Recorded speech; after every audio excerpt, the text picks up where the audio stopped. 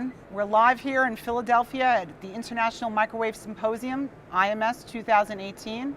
Happy to be here with Gerhard Wolf, chatting this morning. Gerhard is the Vice President General Manager of the former Infineon RF Power Products, now a Wolfspeed Cree company. So welcome, Gerhard. Thank you, Therese. Thank you for having me. Pleasure. You've been with Infineon for 21 years. That's quite a history, quite a long time. So why don't you tell us a little bit about your history with Infineon, now Wolfspeed, and of course the last 8 years where you've moved around and moved up and moved into different positions. Thank you, with pleasure. So in fact, I've been more than 20 years in the semiconductor industry, mainly with analog products, power semiconductors, as well as RF power products. Mm-hmm. I in fact started in 1996 when it was still Siemens, and then it moved into Infineon in 1999. Okay. I have been there for many years, as you said. I worked in various countries in the world, had management positions in Europe as well as in the United States. For example, I moved in 2002.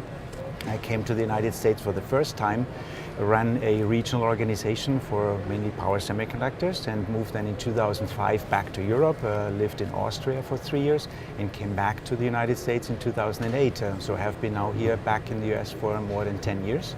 And in 2010, I moved into my position as the Vice President and General Manager of the RF Power business, where I started an exciting time serving the telecommunication industry. That's great. That's great. So now, with the acquisition of Infineon by Wolfspeed, will your role change, expand? Actually, my role will expand. Historically, in Infineon's RF Power business, I've been focusing pretty much on the communication infrastructure market, the telecommunication market. But Wolfspeed has been historically strong in the aerospace defense applications, mm-hmm. and have been focusing with foundry service on the telecommunication market. So my new role will be basically I will be running the combined business, focusing on the telecommunication market as well as on the aerospace defense and foundry business. So it's an expanded role running the combined RF business. Okay, and since you're talking about telco and communications infrastructure and the existing business in aerospace and defense, why don't you talk a little bit about the trends going on right now in the industry, where you see them heading, and where Wolfspeed will be playing a role? Wolfspeed is mainly has three segments, three business units. One is materials, mm-hmm. one is power, and one is RF. And the growth path for Wolfspeed is quite astonishing, quite significant. So Wolfspeed was achieving 217 million in the last fiscal year, and is forecasted to quadruple that business to 850 million by the year 2022. So in one of the key areas of growth, it will be also the RF area, and we'll be focusing mainly entirely on the communication infrastructure market, one big part of the market, and the other big part of the market is applications. The application is aerospace and defense and the foundry services. So altogether, these are the two main areas of the market, which consist more than $1 billion in potential market size, according to Yole, if we take the LDMOS and GaN technologies in those markets. That's great. That's great. Now, Wolfspeed acquired Infineon in March of 2018, correct? And I just want to talk about what are really the similarities between the two companies. How will they coexist? What are the synergies there? Maybe you want to speak a little bit to that? Absolutely. As you said, the acquisition was announced on March 6th of 2018. It was more or less announced and closed on the same day, and then a transition phase was kicked off where Infineon was continuing to do the business.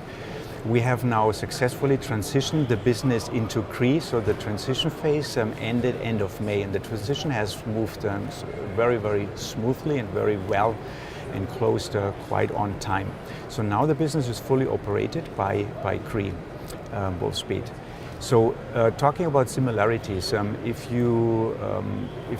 if you see acquisitions, more or less synergies are a negative term, because synergies are, there's overlap, there's same sales teams calling on the same customer, right, or same product teams, which means potential people reduction. But in the case of Cree Wolfspeed's acquisition of Infineon's RF Power business, it was a very complementary business, as I said earlier, because Wolfspeed was historically focused on aerospace defense, and Infineon's RF Power business was on the communication infrastructure market.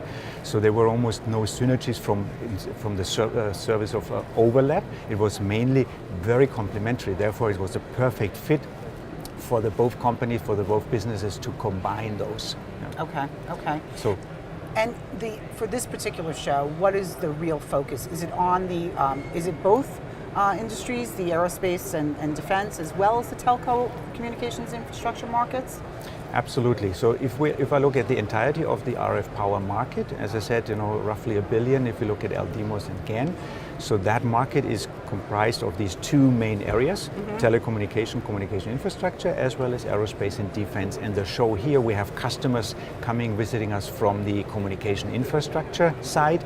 That focus is clearly here on the industry, as well as there's a lot of broad customer base coming in the radar application, military application, foundry-related applications. So the show, the RF show, the RF IMS show, and we as Wolfspeed, we are focusing on the customer base in the communication as well as on the aerospace and defense. So we are entirely addressing the market and the customer base here at that show.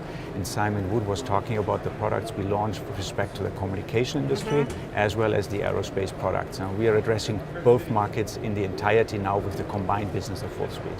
That's fantastic. Now this show, I'm sure you go to many shows. You frequent a lot of shows, and you've certainly done so in 21 years in your history. But is this by far your largest show where you exhibit? Yeah, I would say the IMS in the United States is really the biggest, the most important shows. We have, of course, a lot of visitors coming from Asia, coming from Europe. This is the main show for us. However, also there's the European Microwave Show, which is held in Madrid this year. So we're going to be present there as well. So this is more or less the European outlet, if you will, for the RF industry. And then, of course, the Barcelona Mobile World Congress is also an important show, where I used to go in the past. And with the communication customers mainly being at the Mobile World Congress, that will be a show we're going to be focusing on as well. So, but in summary, I would say IMS, European Microwave Show, and the Mobile World Congress. These are the three main shows for the RF industry. That's great. That's great. Now, do you prefer Philly or Hawaii? I would say Philly, honestly. I mean, from a holiday perspective, I think Hawaii is better. But from people visiting, there's more buzz here in Philly. Hawaii was quieter. Philly is way more exciting. Way more people are coming. The East Coast, the West Coast, European, Asia, they all come to the US. But Hawaii is too far for Europe, for example. Yes, I prefer Hawaii as a holiday destination, but Philly as a RF show. That's great. It's been said that Wolfspeed's acquisition of Infineon's RF power business now puts the combined company into the top echelon of high power RF. Explain that analysis. So I would say there's mainly three key rationales why Wolfspeed will be a top player in the RF industry.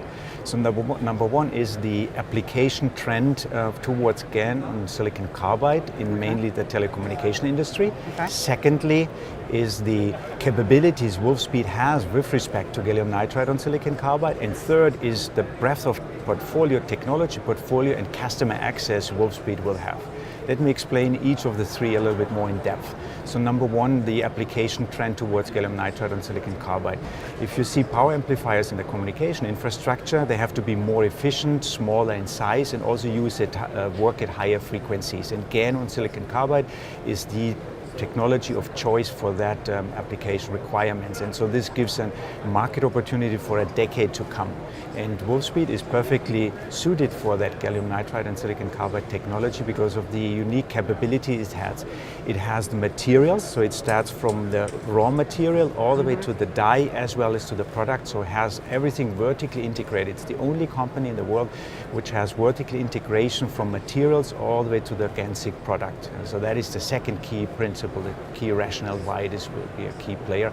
And the third one is now with the acquisition of Infineon's RF business, we have the portfolio of LDMOS as well as GaN silicon carbide and has the customer access to the communication infrastructure as well as the aerospace and defense and can tailor the portfolio towards LDMOS and gallium nitride and silicon carbide to whatever the customer requires from a performance to price ratio. We can offer the right products.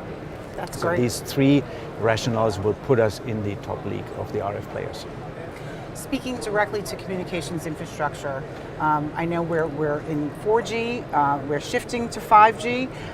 How do you feel that Wolfspeed will play a role in that shift to 5G as well as the current 4G networks? Yeah, let me talk about the change from 4G to 5G, as you mentioned. So 5G is not just an incremental step of 4G. 5G will be a major evolution of 4G, mainly in three areas. So the peak speeds we will see as consumers, for example, will increase by 20 times. It will be 20 times faster, the 5G network. So that is one of the key changes. Okay. The second one is the latency in the networks. It will come down from 10 milliseconds in 4G down to 1 millisecond in 5G. And the third one is just the massive devices which can operate in a 5G network, in a 5G cell, will be significantly increased. So the capacity available as well as all the devices we're going to have in these cells will increase significantly. So with these three main changes coming to 5G, of course there's more and more requirements. And one of these requirements are that there needs to be additional capacity. This is why the efficiency of the power amplifiers have to be increased in order to put more into the networks, through the networks, and this is why gallium nitride and silicon carbide will play a significant role. Also, there will be additional spectrum available in higher frequencies, which is also working towards gallium nitride. And then also secondly, for the Internet of Things, we will have LDMOS technology to address that market as well. So 5G will offer a new set of applications, use cases, and that will be nicely served with the broad portfolio of LDMOS and GaN Wolfspeed is now offering. That's great. That's great. Well, thanks for spending such a good time with us this morning here at IMS. I appreciate your time. And when we return, we'll be talking with Simon Wood live here at IMS 2018. Wolfspeed, a Cree company, is the global authority in wide bandgap semiconductor technologies and an industry leader in field-tested GaN-on-SiC RF solutions, with portfolios of GaN HEMTs and MMIC power amplifiers for telecom, radar, and SATCOM. Well, welcome back, everyone. We're here live at IMS 2018 in Philly, and with us now is Wolfspeed's Simon Wood. Thanks for being here. Thank you very much, Joyce. All right, so we're actually demonstrating quite a number of new products here at IMS, particularly because of the acquisition of Infineon RF Power. And basically in this display case here, we have a number of the new products that we basically have through the acquisition, products that were designed in our Morgan Hill facility, previously Infineon RF Power. Those are the white colored fixtures around here. There's a number of products on this side of the case for communications infrastructure.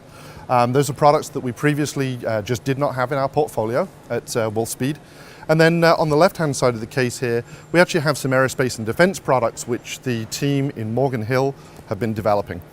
In the center of the case here, we have some of the products that have been developed in Research Triangle Park, North Carolina, the original Wolfspeed location. And we've been doing some live demonstrations here at the show. Today we'll be demonstrating a 50-watt C-band MMIC. It's in a very small package at the front here. Basically it's a ½ inch square. It now has leads with this package. The performance of the part is about 50% efficiency with 21 dB of gain at power, at 50 watts of output power. Perfect for phased array radar systems. We've also been demonstrating a 5-watt pre-driver device, a combined pair of our CG2H3070 discrete transistors for EW applications. And today we'll also be demonstrating a 1.4 kilowatt avionics part sitting in the display case just in front of me here. This avionics part has excellent efficiency, better than 70%, and really high gain in the order of about 20 dB. The cellular infrastructure products here are really very high performing. We have products in all of the bands of interest, 900 megahertz, 1800 megahertz, 2200, 2700, etc. So it's one of the very complementary things about the acquisition of Infineon RF Power, bringing new products to the table. So Simon, I wanted to ask you a little bit about the sweet spot. Wolfspeed has always had a sweet spot in aerospace and defense, and it seems now like with the acquisition, you're going to be moving more towards communications, infrastructure, telco. Why don't you explain a little bit about the movement forward with the new acquisition? Yeah, absolutely. So yes, you're absolutely right. We had a focus in North Carolina on aerospace and defense products. As you saw, we have some products that Infineon RF Power brought to the table, also in the same space. But really where they have been focused in the past years is the communications infrastructure sector of the market. It's a very large part of the market, and they bring a large number of products to the table as a part of the acquisition. So yeah, it's very, very complementary to the existing product line and something we're very excited about. Now, I know I spoke with Gerhard earlier about the movement toward 5G, current 4G, and movement toward 5G. So why don't you tell us a little bit about that trend and that movement? When do you actually think that's going to happen? 5G design and development is happening right now today. 5G can mean any number of things. It can mean, well, it means higher data rates, of course, but it can mean all kinds of different frequencies. A lot of people couple together millimeter wave and 5G as being synonymous. Okay. There are actually many frequencies below 6 gigahertz that are being used for 5G deployment as well. In fact, that's where the initial deployments of 5G will happen, is in the sub 6 gigahertz sector. So from 3 gigahertz to 6 gigahertz, it's an area where gallium nitride HEMT really excels as a technology.